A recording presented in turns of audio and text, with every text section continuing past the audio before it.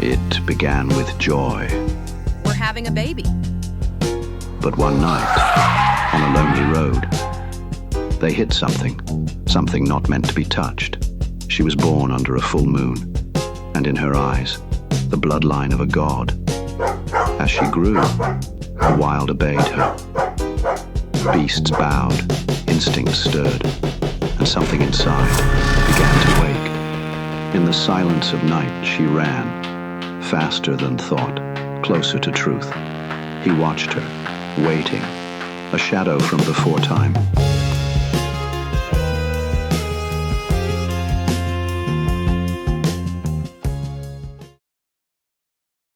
Chapter 1. The Scratch That Chose Her. They were driving home from the hospital, headlights slicing through the misty back roads like silver blades. Laughter echoed inside the car. Not the forced kind people use to chase away silence, but the kind that bubbles up when something beautiful becomes real. She rested her hand over her belly. 3 weeks, she whispered, eyes bright with wonder. He reached across the gear stick and squeezed her fingers gently. 3 weeks, he echoed, and already stealing the spotlight.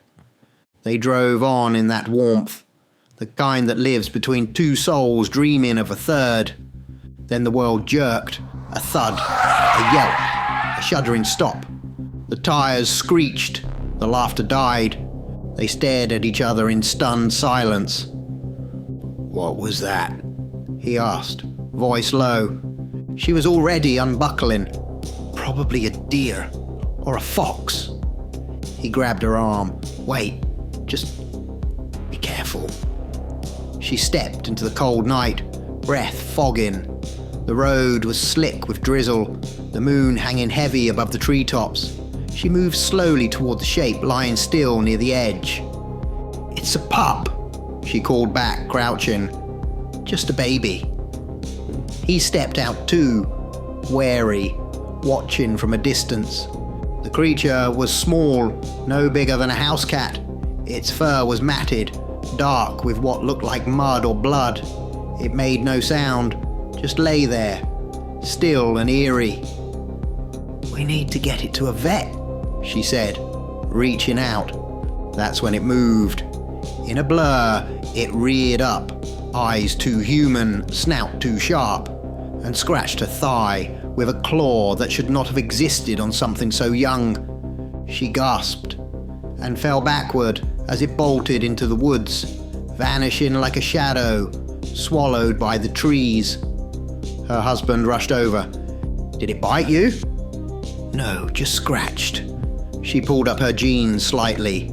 3 thin lines, like a trinity carved in haste. "I'm fine." It was scared. They didn't speak much on the way home. 8 months later. The birth was swift. Too swift, the midwife said. A girl. She came out not crying, but watching, quiet, awake. Her eyes opened too early, and they shone with a fleck of gold no one could explain.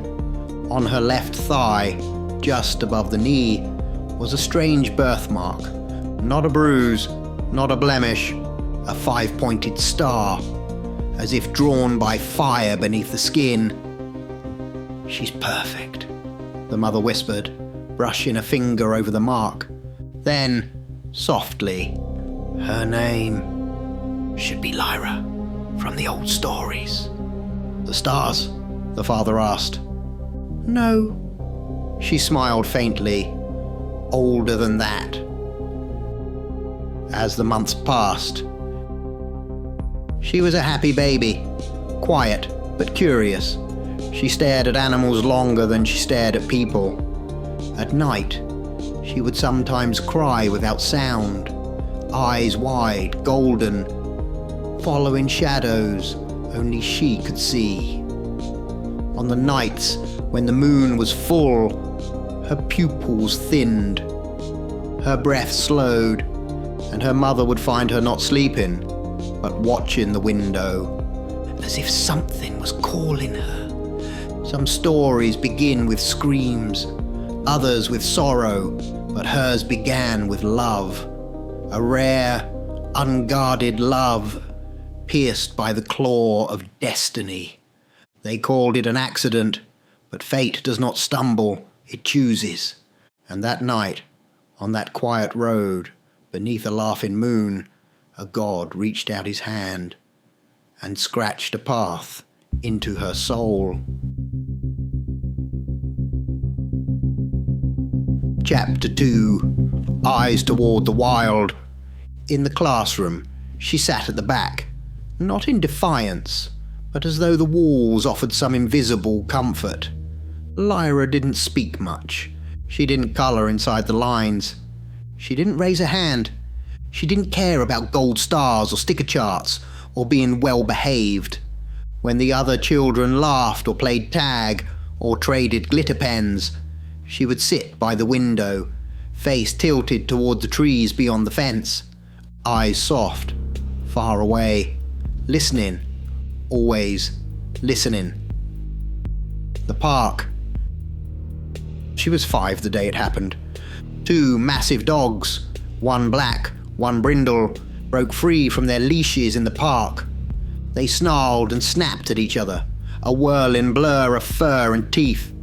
People screamed. A man dropped his phone. Mothers clutched their children. And Lyra, small, barefoot, grass-stained, walked calmly towards the chaos. "Lyra!" her mother screamed. "No!"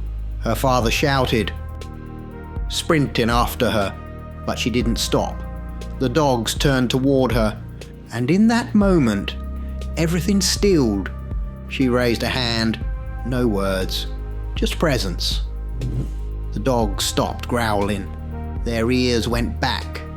They sat. Then, slowly, they both rolled onto their backs, bellies exposed in ancient submission. She patted each of them gently. The owner arrived, breathless. I've never seen them do that before," he murmured. Lyra just smiled, and somewhere in the woods behind the park, a lone wolf howled. The butterfly boy. At 6, a boy in class handed her a paper cup with a smile. "I caught this for you," he said proudly. Inside, a butterfly. Dead, wings crumpled, stiff. "You killed it," she said softly. "No, he began. She scratched him across the cheek. Quick, primal, a warning from something older than language. The boy screamed. Her parents were called. So were his. "She's troubled," they said, violent, detached. But when the counselor asked her why she did it, Lyra only said, "I didn't want it. I wanted it alive." The growing silence. By 10, Lyra had no friends. Not from cruelty, but from distance, as if she were tuned to a different frequency the others couldn't hear. "She's behind in her work," her teacher said, frowning over test scores. "Unmotivated. She stares out the window all day. It's like she's waiting for something." They recommended therapy.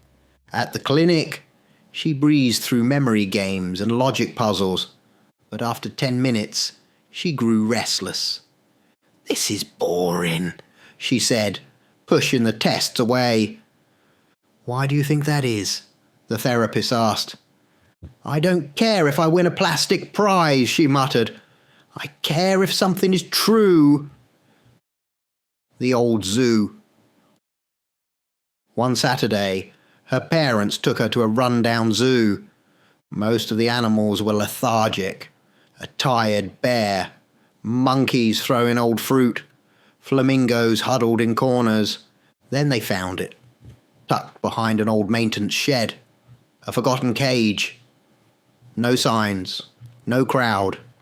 Inside, 2 wolves, grey and old, eyes clouded but alert. Lyra stopped walking. She was drawn like metal to a magnet. She pressed her face to the rusted bars. And while her parents argued over whether to find a map or leave. Lyra slipped a hand through the bars. She touched one of the wolves. It didn't move. Then the second came forward and pressed its forehead against hers. They breathed together. One breath, one rhythm. When her parents turned back, they screamed, "Lyra!" They pulled her away in panic. She looked over her shoulder, golden eyes glowing in the shadows. The wolves watched her go. The talk. That night, her father sat beside her in bed. The moonlight traced silver lines across the floor. He rubbed his forehead, tired. "You don't act like other kids, Lyra." "I know. You have to try. People are going to think you're strange, and strange kids don't get invited. They don't get accepted. They get left behind." She looked at him quietly. "But I don't want to be like them." His voice cracked slightly. "Just try. Try for me. Be normal. Fit in. Please." She nodded. "I'll try, Daddy," she whispered, "so I can make you happy." But inside, something stirred, not out of rebellion, but sorrow, because even at 10 she already knew trying to be what someone else needs often means turning away from what you truly are. She didn't howl that night. She didn't bare her teeth or break the walls of her cage. She did what all wild things learn to do first. She hid her truth to make others feel safe. But truth is not meant to be caged, and one day it would wake up angry.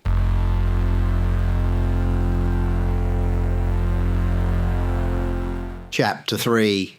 The Gift They Stole. She tried. Gods knows she tried. She wore the pink dresses. She joined the after-school art club. She smiled when she was meant to, laughed when prompted. She even let a girl braid her hair at recess, but something inside her winced every time, like a wolf forced into a dollhouse. It wasn't her. The friction at home. "I just want her to be normal." Her father sighed over the dinner table. "Normal?" her mother asked carefully. "You know what I mean. She barely speaks to anyone. She's always outside. She doesn't care about school or socializing or fitting in. It's like she's not even trying." "She is trying," her mother said. "You just don't see it." "She's falling behind. She'll be left out." Her mother paused, looked toward the window where Lyra sat under the old oak tree, tracing her fingers through the grass like she was reading its story. "She's not like the other kids," she said softly. "That's the problem." "No," her mother whispered. "That's the truth. And we're trying to change her. For what? To make us feel better. To make her fit a shape that isn't hers." He fell silent. She continued, her voice firmer now. "We tell children to be themselves, then punish them when they are. We dress it up as love, but it's fear. Fear they'll be different, left out, hurt. But maybe what hurts more is never becoming who you are meant to be." Her 13th birthday. "So where do you want to go for your birthday?" her mother asked over breakfast. Lyra didn't hesitate. "The zoo." Her father blinked. "Really?" "To see the wolves." They exchanged a glance, but agreed. "Return to the cage." The wolves looked older now. Their coats were thin, their eyes dim. One lay down the whole time. The other barely acknowledged the children tapping the bars. Lyra stood in front of their cage, still, focused, as if every breath she took was drawn from their presence. A zookeeper wandered by, keys jangling. "Get a good look," he muttered. Her mother turned. "What do you mean?" "They won't be here much longer," he said with a shrug. "They're old, just liabilities now. Nobody wants to see wolves lying around looking half dead. They'll be dealt with. Lyra didn't blink. She stepped forward, eyes fixed on the man. "Then you never should have caged them," she said, voice steady. "You took away their only gift, their freedom to be what they are. Now you want to take that too." Her eyes burned golden. The man scoffed. "It's a wolf, kid." He walked off. Lyra turned back to the cage, said nothing, but something inside her howled. That night, she lay in bed, still, breathing slowly. The house was silent. Then, like mist through a keyhole, she slipped from her sheets, opened the window. The drop was long, but she landed like a shadow and ran, not like a child, like something pulled by the wind itself. Her feet barely touched the ground. Her heart beat not in fear, but in rhythm with something ancient, something waiting. She reached the zoo, scaled the fence with ease. The last gift. The wolves lay in the dark, half asleep. She crouched by the bars, reached through. They lifted their heads. Their eyes met hers. Old eyes, tired eyes. And in them, a flicker of something returned. Hope. "Your last days," she whispered, "will not be as slaves, but as pack." She gripped the bars. A 13-year-old girl, but from her arms came a force beyond comprehension, a strength not of muscle, but of will, of nature reclaimed. The bars groaned, bent, snapped. The wolves rose. She led them through the broken gate, out into the wild, into the wind. The run. They ran. The old wolves struggled at first, but something inside them woke up. They ran harder, faster. Lyra led them, barefoot, smiling, glowing. She had never felt more alive. Not in therapy, not in classrooms, not in her father's expectations. This was her world. The earth beneath, the sky above, the wild within. She didn't run from anything. She ran toward her truth. She ran free. Then, 2 shots. Cracks through the night. Sharp, cold, final. She turned. They lay still. Old bodies, silent. Their eyes, even in death, fixed on her. Not with pain, with peace. Some gifts are stolen in cages. Others are claimed in the dark. She ran to set them free, but in doing so, she freed something inside herself.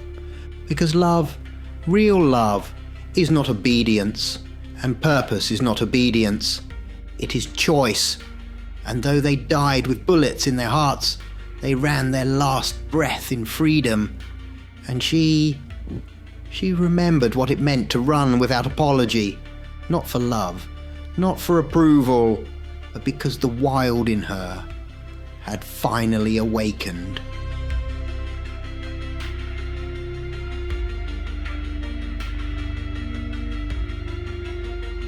Chapter 4.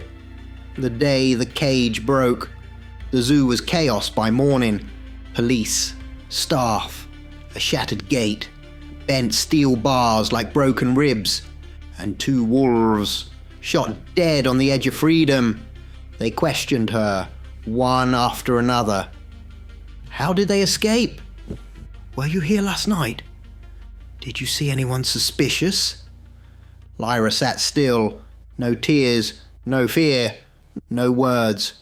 Just silence, like a storm that refused to rage but refused to leave. The zookeeper's voice rose above the crowd. "You little brat! Who broke my bars?" She looked at him, eyes calm, cold, not angry, clear. "They were never yours.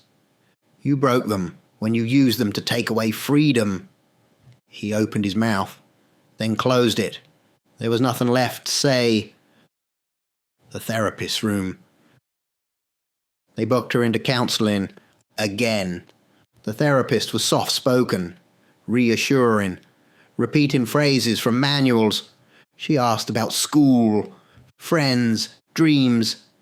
Then she leaned forward and smiled gently. To be like all the other kids, Lyra, you just need to... Why would I want to be like them? Lyra cut in. I could crush each of them. Mentally, physically. What's the prize in becoming less than what I am? The therapist drew back, stunned. She reached for her highest level IQ puzzles, the kind reserved for outliers. Lyra completed them in minutes, beat every metric they had. She wasn't just intelligent, she was beyond. The notes whispered terms like exceptionally gifted, possible spectrum overlap, unclassified potential. But the truth didn't fit in a report. Lyra was not broken. She was uncontained. The final straw. At 16, Lyra stood in the hallway and spoke clearly. I will not go back to that school. I will not be caged like those wolves. Her parents tried. Bribes, tutors, programs. Nothing worked. Finally, her father, once the enforcer of order, of normalcy, walked with her into the headmaster's office. Your daughter is throwing away her future, the man said. She needs structure, discipline. If she doesn't follow the curriculum, she will be nothing. Her father stood, hand shaking, and then he looked up. No. This place, this system is what she needs to escape. You think the only path is the one you printed in your charter? How many lives have you crushed because they didn't fit your mould? You're not a teacher. You're a zookeeper. But my daughter, she was born free, and I will not let you chain her again. Silence fell like a verdict. The drive home. They drove in silence, not the cold kind, the true kind, when nothing more needs to be said, because it's already been felt. Lyra turned to him. Thank you, Daddy. His hands gripped the wheel, his eyes glistened. Don't ever let anyone tell you to be something you're not, Lyra. I tried to. I'm sorry. I didn't know better, but you showed me what's real, what's true. You are so special, and we tried to take that from you, because it wasn't what we were used to, because we were afraid. Whatever you want, any school, any subject, any dream, I'll find a way. I'll help you do it. Because I love you for who you are, not who I thought you should be. She said nothing, just watched the trees pass by the window. Wind bend in the branches like they were bowing to something old, something proud. It took a broken cage, a pair of dying wolves, and a girl who refused to bow, to teach a man the truth about love. It is not given when someone obeys. It is not real when it demands you become something you are not. Love is a mirror that doesn't distort you, and purpose is the path you choose, not the one painted for you. On that day, Lyra's father stopped seeing his daughter as a problem and began to see her as a force the world had never prepared for.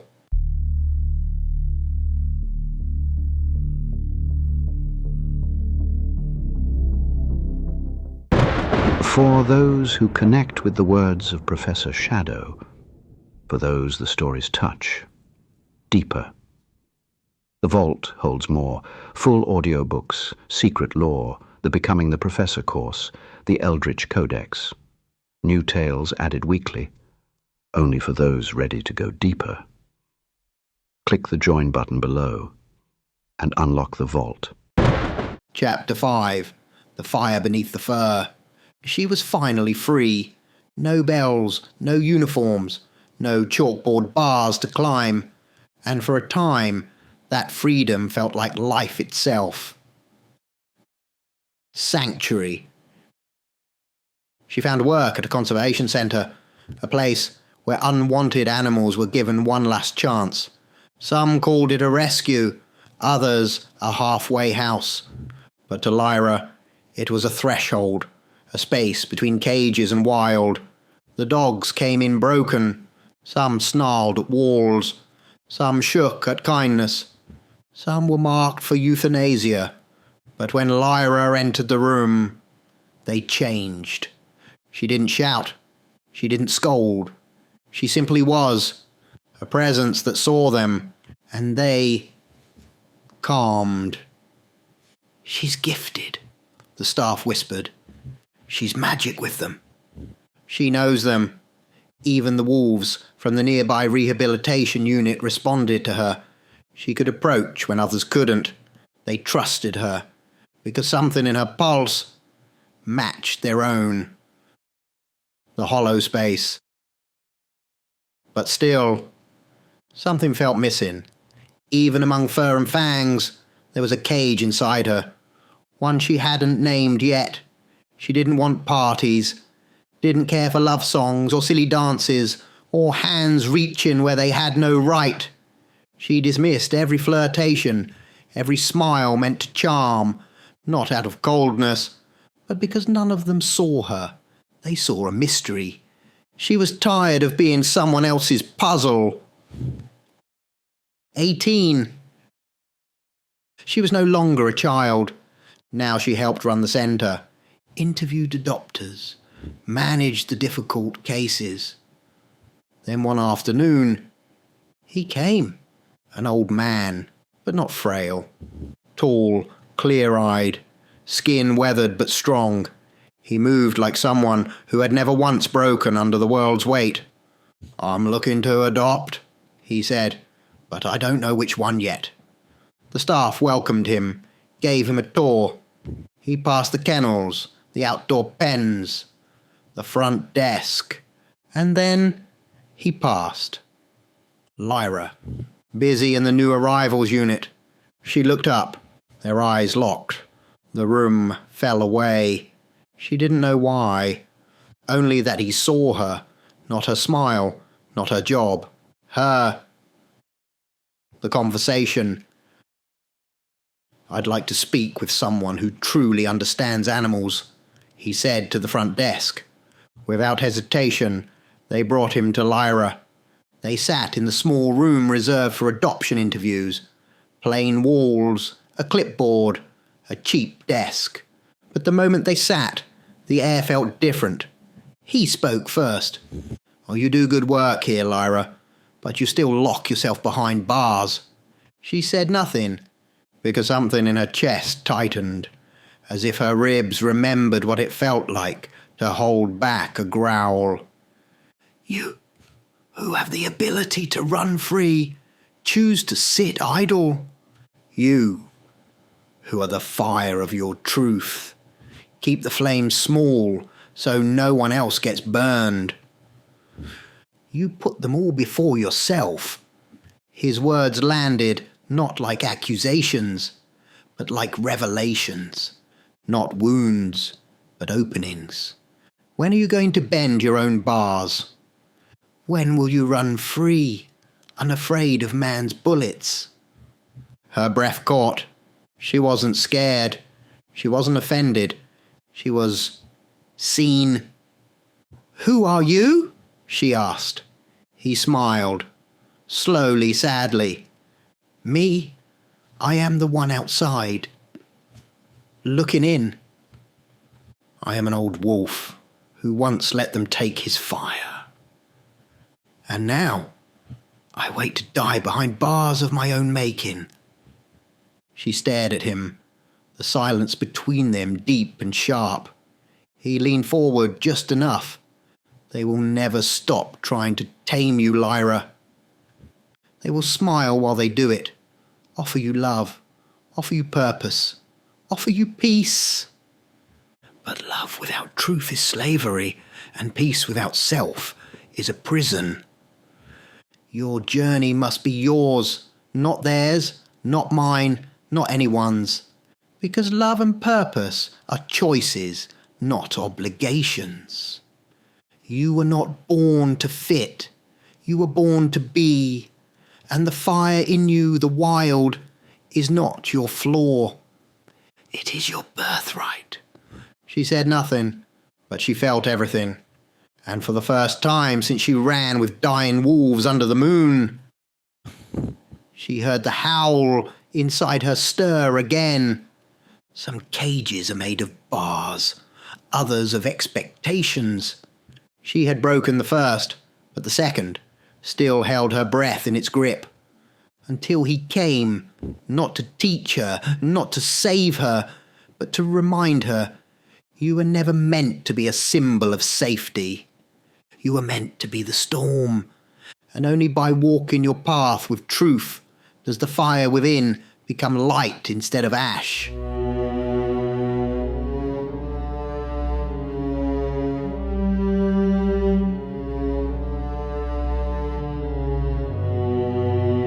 Chapter 6.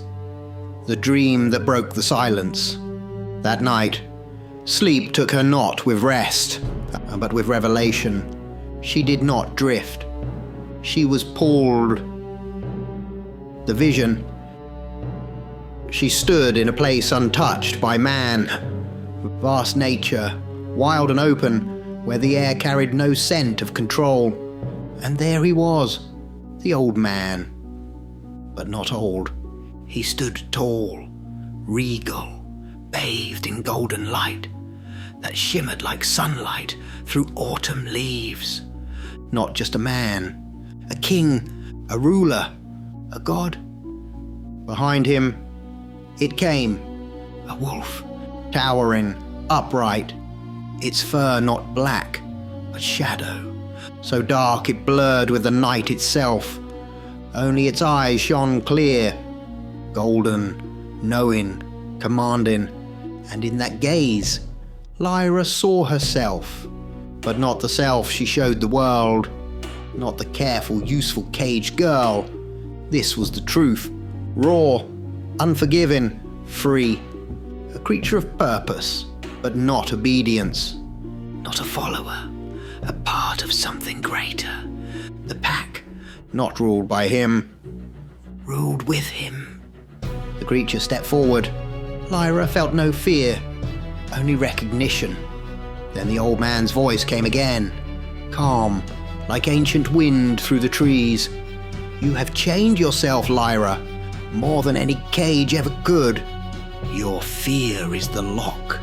Your truth is the key. Free your bonds. Unleash your power. The awakening. She woke, not slowly, but as if torn from another world. She sat upright, breath shallow, heart pounding. The moon hung full above the trees, glowing white like bone. She saw nothing outside her window, but she felt everything.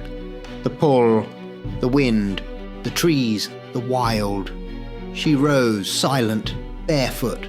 The air was cold, she didn't feel it. She stepped outside, and she ran. The run. Not with hesitation, not like a girl escaping curfew, but like a hawk slicing through clouds. A creature of motion, not thought. She ran through the woods with ease, leaping over roots stuck in branches. Her body moved like it belonged there, because it did. There were no thoughts, only breath, only movement, only the call. This was not exercise.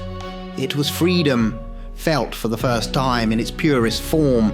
She ran not to chase, not to flee, but to belong. And in her chest, the primal stirred, the wolf that was waiting, watching, ready. The choice. She stopped in a clearing. The wind died, and from the silence came the fear. She knew what this meant. to go to him, to follow that pull. It meant change forever.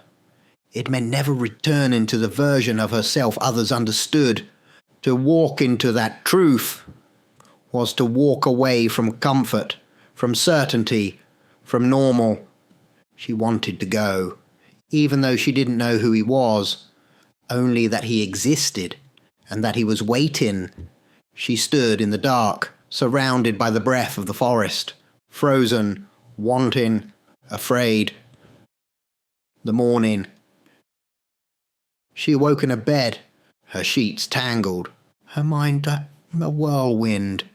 Was it a dream? She sat up, looked at her hands. They were covered in dirt. Her feet too. Mud, leaves, earth from places far beyond the garden. She blinked and smiled. Some dreams are memory, others are madness, but the rarest of all are callings. And in that moonlit blur between worlds, she had heard her name, not the name given by her parents, but the name carved into her soul by something older than language. The time for stillness had ended. The bars were cracked, and the wild was waiting.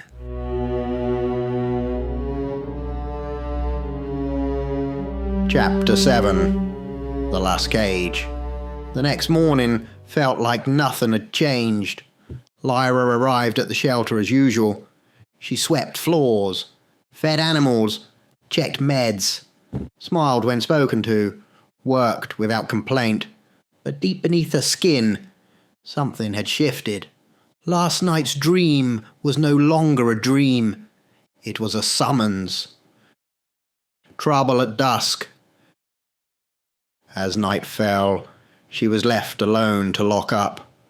The dogs barked, sharp, nervous. Then, louder, a growl. She turned towards the back corridor. 3 men, masks pulled tight, one holding a flashlight, another rummaging through drawers, medical supplies. "What are you doing?" she demanded, stepping forward. One turned. "We need meds. Strong stuff." "These aren't yours," she said calmly. "They're for animals. They need them to survive." Another man grabbed her arm. "Show us the narcotics, or we'll make you." They dragged her towards the exam room. One stayed behind. The other shoved her through the door. A scream, then silence. Something returns. The door creaked open again. She stepped out, but not Lyra. Her expression was hollow, calm, cold, watching. Her hair hung in wisps around her face, and her eyes burned like molten gold. Her cheekbones looked sharper, her spine straighter, and her stillness was predatory. The 2 men stiffened. "Hey, are you okay?" one asked. She tilted her head slowly. "You take something," the other scoffed. "You look insane." She smiled, the corners of her mouth twitching up into something too sharp to be kindness. Then she moved. A blur. She slammed one man into the cage wall. The metal buckled. The animals screamed, barked, cried out in a frenzy. The second man froze, stared. Her hands were no longer hands. Claws. Black, razor sharp, long as a hunting knife. "You're not," he stammered. "No," she whispered. "I'm not." She lunged. Blood splashed the walls. Screams, growls, terror. Not rage, but release.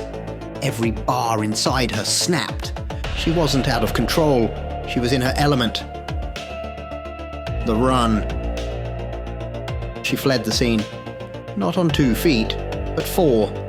No longer a girl, not a wolf either, but something in between. A shadow with shape, a creature of wind and bone, moving through the city like smoke through cracks. She was seen by none, because she belonged to the dark now. the vision made flesh. In her mind, two beings pulled at her. One, the old man from the dream, regal, radiant, golden-eyed. His presence was divine, ancient. Listenor, the god of her bloodline. The other, the shadowed beast, towering, muscled, dark as the void itself. His fur blended with night. His presence demanded submission, not through threat, but through truth. This was the one she was meant to follow, not as a servant, as pack. Those who knew would see Dimitri, the Alpha Prime. But Lyra did not need the name. She knew him by instinct. He was truth made flesh. The den. Hours passed. Miles vanished beneath her. Then she found it. An old estate, forgotten by men, claimed by time. At its base, a hollow, a tunnel, a den, carved by tools, reclaimed by roots. She entered without thought. The air grew colder, denser. She was being pulled. She didn't resist. At the heart of the den, she stopped. She felt him before she saw him, breathing, like the earth itself had lungs. And then he emerged. Massive, upright, alpha. His fur rippled like shadow smoke. His eyes glowed with fire. She dropped to the ground, not in fear, in knowing, in recognition. To move would be a challenge. To challenge him was death. She flattened herself low, her breath shallow. He circled, sniffed, waited. Then a clawed hand rested gently on her head, and in that moment, it was not permission, it was not control, it was something far greater. Belonging, not to a system, not to a name, to something real, a pack, a truth, a purpose chosen. The wild is not chaos, it is clarity. The beast is not a monster. It is the part of us that refuses to wear chains just to be loved. She had not become something new. She had become what she always was. And in the hand of the Alpha, she was not claimed. She was seen. And finally, she was home.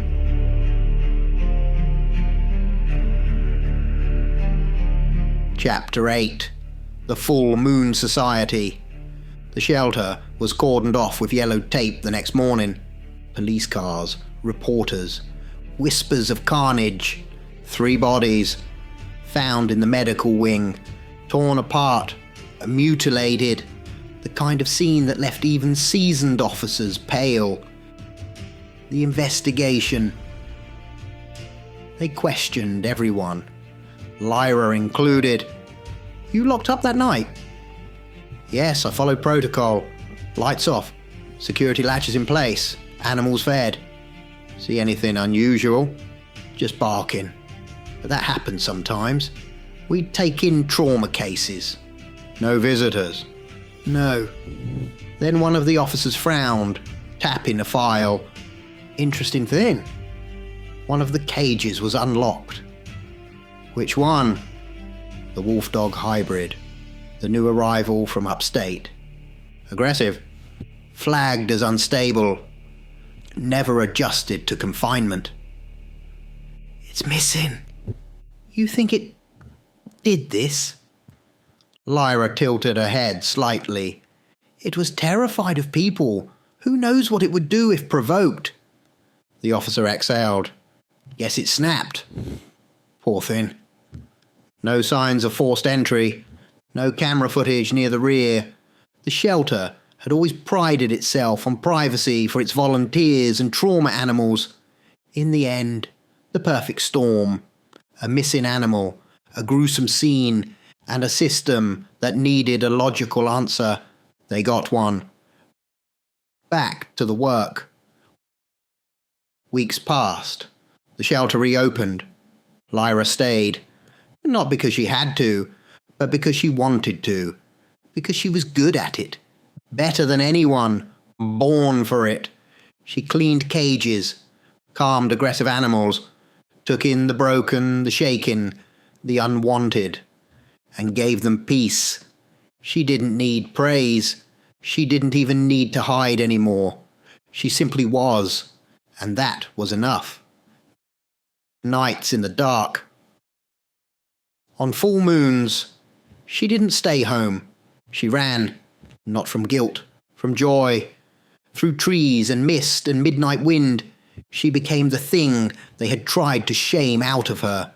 Not a monster, a truth, and always somewhere deep in her blood. She felt him, not as a voice, not as a command, but as a presence, a gravity pulling her inward. The Alpha Prime. The visitor. One morning, the bell above the shelter door jingled. A girl stood there, not much older than Lyra, wearing a simple coat, eyes sharp, voice steady. "Is Lyra here?" she asked the staff. They pointed toward the back. The girl walked slowly, respectfully. Found Lyra cleaning a water bowl. "Hi, my name's Evelyn. I was hoping we could speak in private." They sat in the small office where adoptions were usually processed. Lyra leaned back in the chair. Evelyn folded her hands. "You've met him, haven't you?" Lyra didn't flinch. "Yes," she said. "So have you." Evelyn smiled. It was the kind of smile you share only with someone who's survived the same fire. A shared path. "I wasn't like you," Evelyn said, smiling softly. "I didn't feel it in my blood. Not at first. I wanted to believe. I was obsessed. Stories, myths, ancient rites. I studied everything I could about werewolves, about the Lycan bloodlines.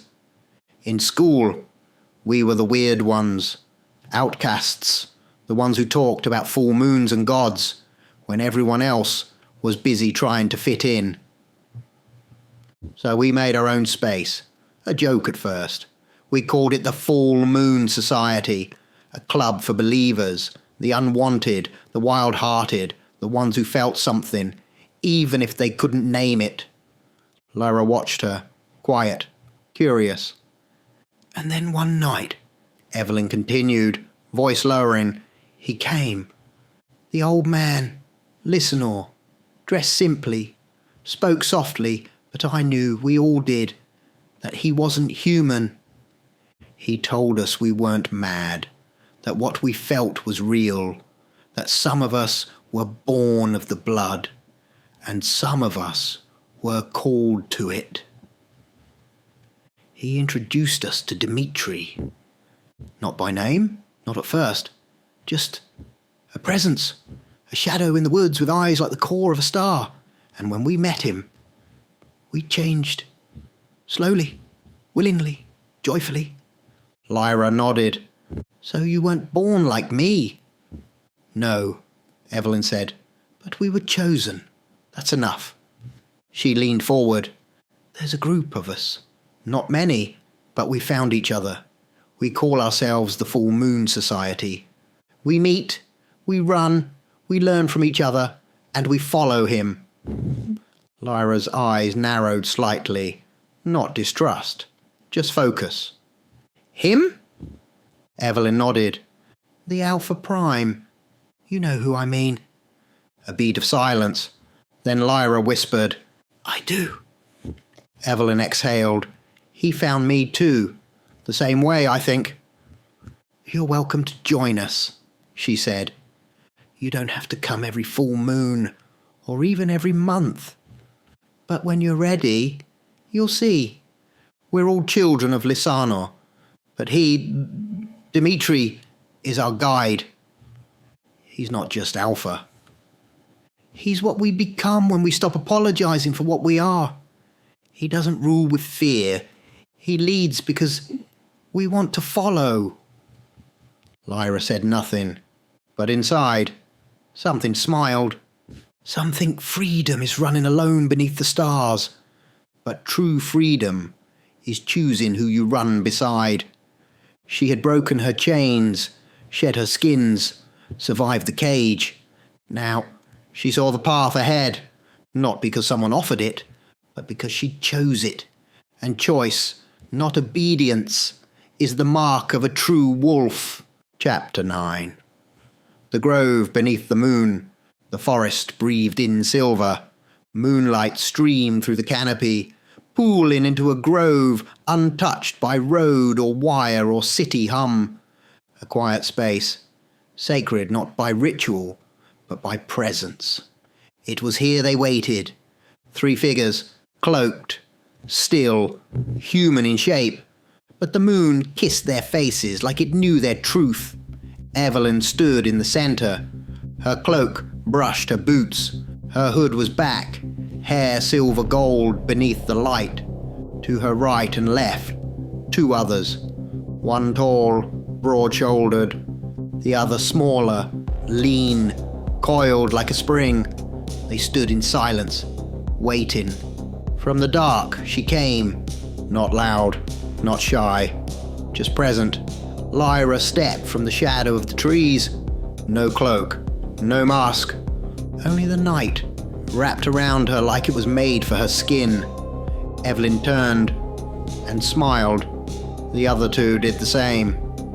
"She has come," Evelyn said softly. "A new sister, a new member of the pack." Lyra said nothing. She simply nodded once, slow, purposeful. The moment held like breath in still air. Then Evelyn whispered, "Then let it be free." The change. No command, no choreographed ritual, only the surrender to what was already true.